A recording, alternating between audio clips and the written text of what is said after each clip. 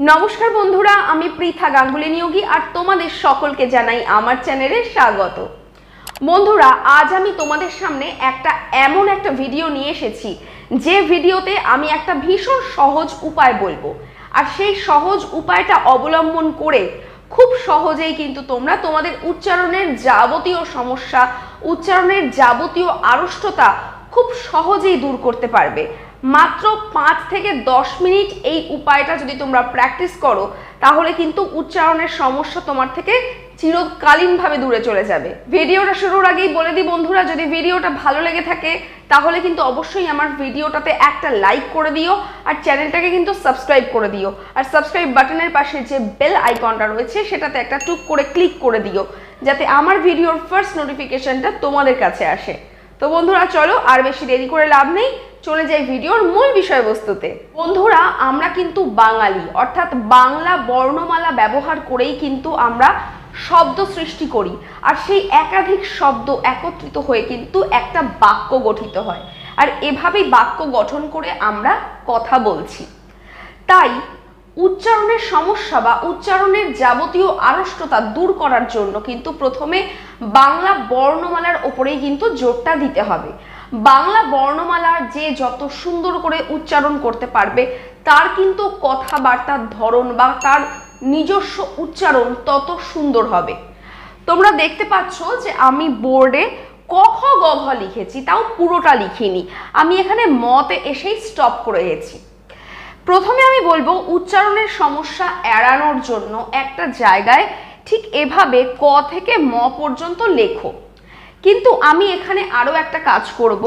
আমি যেটা করব সেটা হলো, এই পার্টটাকে আমি বাদ দিয়ে দেব। এই পার্টটা আমি এখন উচ্চারণ করব না। আমি যে তোমাদেরকে টিপসটা দিতে চলেছি সেটা কিন্তু শুধুমাত্র ক থেকে এই ভ পর্যন্ত হবে। আমরা ছোটবেলায় কিভাবে ক খ গ ঘ পড়তাম? আমরা বলতাম ক খ গ ঘ উম চ ছ জ ঝ ঞ, আমরা এরকম ভাবে পড়তাম। কিন্তু এখন আমরা বড় হয়ে গেছি, আমরা কিন্তু ছোটদের মতো পড়বো না। উচ্চারণের সমস্যা বা উচ্চারণের আড়ষ্টতা দূর করার জন্য এই ক খ গ ঘই আমাদের পড়তে হবে, কিন্তু একটু আলাদা রকম ভাবে, একটু ডিফারেন্ট ওয়েতে। তো আমি প্রথমে এই দিকটা মুছে দিচ্ছি। এবার দেখো, এদিকটা মুছে দেওয়ার পরে আমার কাছে রয়েছে ক থেকে ভ পর্যন্ত।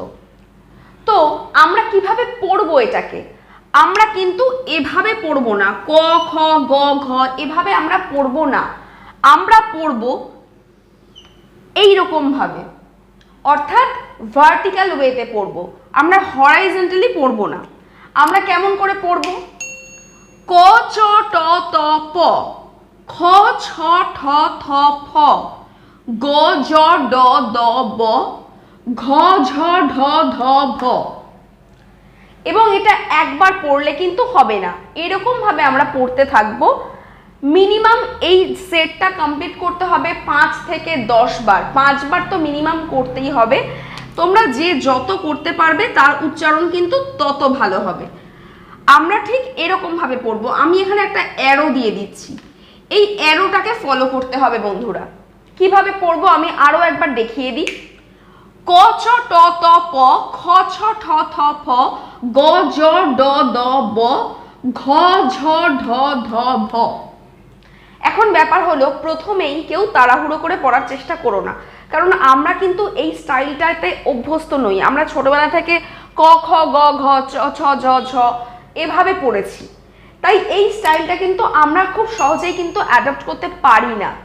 তাই আমাদেরকে প্রথমে, যারা প্রথম শুরু করবে তারা আস্তে আস্তে পড়ার চেষ্টা করো। তারা কিভাবে পড়বে? ক চ ট ত প, ক চ ট ত প, খ ছ ঠ থ ফ, গ জ ড দ ব, ঘ ঝ ঢ ধ ভ। এভাবে যখন পড়তে পড়তে দেখবে যে জিনিসটা তোমার আয়ত্তে চলে এসেছে, তখন তুমি যতটা পারবে তাড়াতাড়ি করে বলার চেষ্টা করো। অর্থাৎ ক চ ট ত প, খ ছ ঠ থ ফ, গ জ ড দ ব, ঘ ঝ ঢ ধ ভ। ক চ ট ত প, খ ছ ঠ থ ফ, গ ঝ ড দ ব, ঘ ঝ ঢ ধ ভ।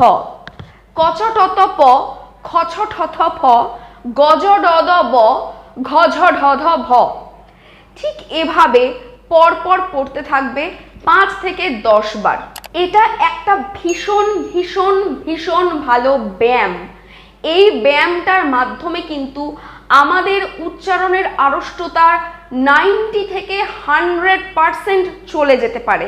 আমাদের আড়ষ্টতা, উচ্চারণের সমস্যা, এই জিনিসগুলো কিন্তু জিহ্বার থেকেই প্রধানত হয়।